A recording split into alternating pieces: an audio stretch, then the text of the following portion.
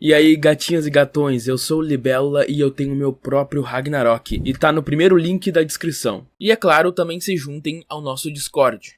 O capítulo 46 de Tenkaichi está entre nós e está uma delícia. Nós começamos, senhoras e senhores, exatamente de onde paramos. Inshun fez uma manobra impressionante que deixou Jinsuke de cu caído e com a espada presa. Mais uma vez, ele olha no grão do olho do espadachim mais velho e diz que a sua espada nunca mais vai me alcançar. E com um movimento impressionante, Inshun usa os dois pés para empurrar a lâmina de baixo para cima, tentando cortar Jinsuke, que fica impressionado pela velocidade do ataque, do movimento. Ele acaba ficando preso nos seus pensamentos, pensando, então esse é o poder de um garoto escolhido pelos céus, escolhido pelo paraíso. Ele se lembra daquele homem que marcou o seu rosto e matou seu pai, enquanto ele pensa que essa marca agora deixada por esse menino, escolhido pelos céus, é uma marca de vergonha, de fraqueza. Inshun conseguiu cortar o rosto do Jinsuke com esse golpe.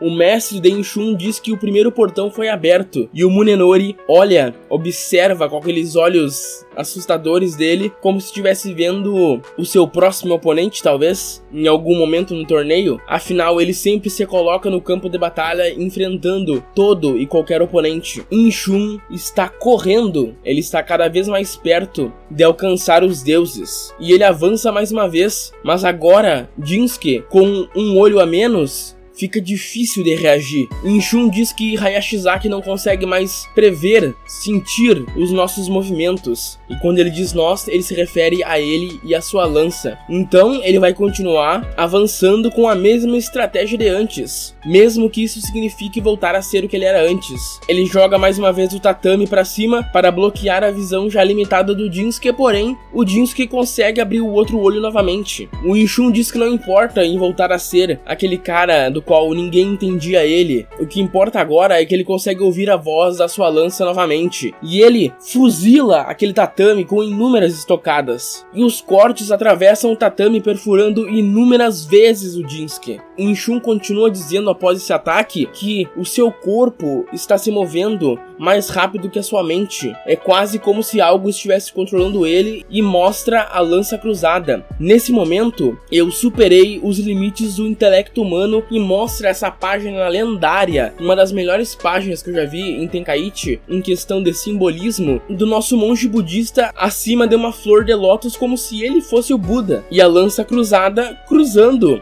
ele e a flor de lótus. Ele avança mais uma vez com um corte horizontal e o Jinsuke não consegue não pensar no passado. Ele tá se sentindo pressionado. Esse sentimento dele lembra o que ele sentiu quando ele viu seu pai ser morto e quando ele foi marcado por aquele homem que só trouxe vergonha e que expôs a fraqueza dele. O Jinsuke faz um corte quase amador, meio desesperado, e o Date, o patrocinador dele, percebe que a coisa tá ficando feia. O Inshun tá pressionando tanto o Jinsuke que tá fazendo ele se sentir sem poder, sem força. Ele tá se sentindo um nada perante o cara que foi escolhido pelos céus. Ele tá se sentindo uma criança novamente. Uma criança impotente e tremendo, assim como ele se sentiu no dia que seu pai morreu. Inshun ataca novamente e dessa vez corta por pouco o pescoço do espadachim. Mas ele também se lembra que depois daquele dia que ele foi humilhado, ele se esforçou de pouco a pouco. Todos os seus estudos, todo o trabalho duro dele, a sua evolução, eram como pedras que ele foi colocando uma em cima da outra. Pequenas pedrinhas.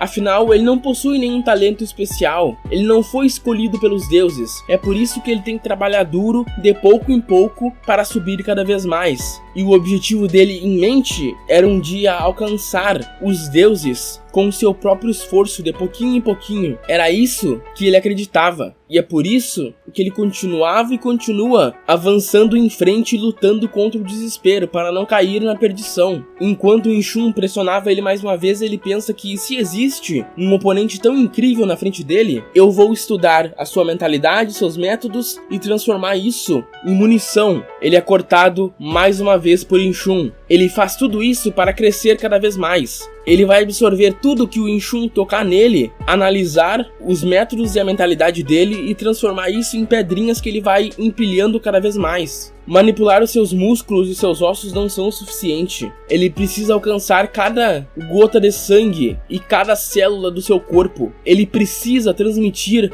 a sua vontade e mostra o corpo inteiro dele trabalhando em uma união, como se fosse alguma coisa só, como se ele tivesse despertado. O cérebro dele parece ter recebido ondas de eletricidade do resto do seu corpo, que ativou alguma coisa dentro dele que fez ele avançar contra Ishun e desviar a queima-roupa de uma estocada que certamente seria a morte. Ele diz que está quase lá. Nesse momento, ele está quase fazendo com que a sua torre alcance os deuses. E aí mostra uma página incrível de um pequeno Hayashizaki em cima de uma torre gigantesca de pedrinhas e pedrinhas. Todos os esforços, estudos, todos os aprimoramentos e vitórias da vida dele transformado em pedrinhas que agora formam uma torre que ele está usando para escalar até o topo, e pelo visto está funcionando, porque agora ele aplica uma nova técnica, corte do tempo Mandi. E agora tem um painel muito da hora que mostra o Ishun naquela Lotus lá em cima, com a primeira porta já aberta naquele simbolismo anterior, e mostra ele olhando pro lado e vendo uma pequena criancinha no topo de uma montanha de pedrinhas. Ou seja, o Jinsuke tá alcançando o mesmo nível celestial dele sem abrir um portão celestial. E é isso mesmo que acontece, porque Jinsuke consegue acertar um corte que parece que vai arrancar o braço fora do Ishun, cara. Foi um corte no ombro estilo Bleach, mas foi o corte que deixou Ishun, deixou Munenori impactados, surpresos. E é assim que acaba o capítulo, simplesmente. Esse é o final do capítulo. Que capítulo da hora, que capítulo incrível. Eu achei que o Ishun ia ficar por cima no capítulo inteiro, mas não. Jinsuke ainda não desistiu e ele mostrou que, mais uma vez, o trabalho duro vence o talento natural. Ou não, né? Talvez ele morra no próximo capítulo, a gente não sabe. Mas teremos que esperar o próximo mês, porque eu acho que talvez o próximo mês é o último capítulo da luta. Já tivemos o flashback dos dois, já tivemos ambos personagens saindo por cima em vários capítulos, então acho que o próximo capítulo é o último. E também é muito interessante que o Jinsuke tá conseguindo superar alguém que abriu o portão celestial sem ter aberto o portão celestial. Parece que ele tá conseguindo alcançar o mesmo nível de poder, só que sem usar o caminho celestial de fato. Ele usou suas próprias experiências e estudos, como demonstrado na sua montanha de pedrinhas. Lembrando que o Ishun de fato abriu o primeiro portão do despertar celestial, ou seja, nesse estado a velocidade de reação e agilidade superam os limites humanos. Dessa forma, mesmo os princípios subjacentes aos estilos de luta desse mundo, que parecem uma mera suposição, são possíveis na realidade. Esse é o poder daquele que abriu o portão do despertar celestial. Quem fala isso é o aprendiz do Kamizumi no capítulo 20. Ou seja, o Ishun está nesse nível. E o Jinsuke consegue acompanhar ele e nesse caso superou a velocidade dele. Também dito por um dos alunos do Kamizumi no capítulo 22, o primeiro portão do despertar celestial permite aproveitar por completo o poder latente do corpo humano. Porém, existem outros dois portões também. Será que o Ishun vai alcançar o segundo portão e por fim o terceiro, o portão interno? Talvez ele consiga usar o segundo para ganhar do Jinsuke, porque pelo visto aqui o Jinsuke já superou o primeiro portão e eu acho isso muito foda, porque ele conseguiu superar algo celestial, o talento, com apenas trabalho duro. Eu acho isso um conceito muito foda. Eu acho isso algo muito legal quando implementado em obras. É basicamente o Rock Lee contra o Neji, e o Rock Lee tá descendo o cacete no Neji. Esperamos que continue assim e o Lee ganhe, né?